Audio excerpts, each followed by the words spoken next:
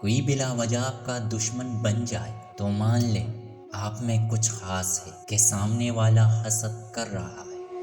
یادیں ہمیشہ خاص ہوتی ہے، کبھی روتے ہوئے دنوں کو یاد کر کے ہنستے ہیں اور کبھی ہنسنے کے دنوں کو یاد کر کے روتے ہیں۔ یہی زندگی ہے۔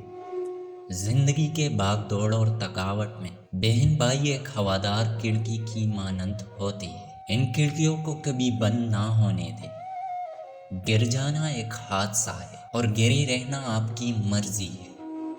کتنی ہمت ہوتی ہے سننے والوں میں، کتنا اختیار ہوتا ہے بولنے والوں کا، اور کتنی بے بسی ہوتی ہے سہنے والوں کی۔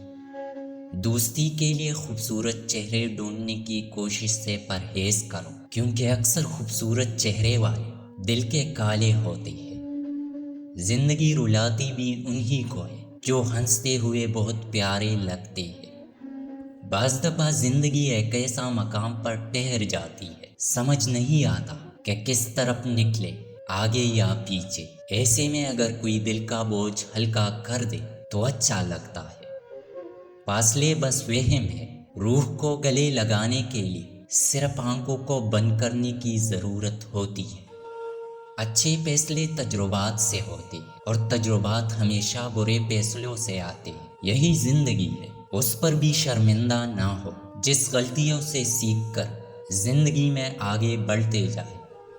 میرے خیال میں اگر آنسو نہ ہوتے تو انسان اپنے جذبات کی شدت سے پاگل ہو جاتا۔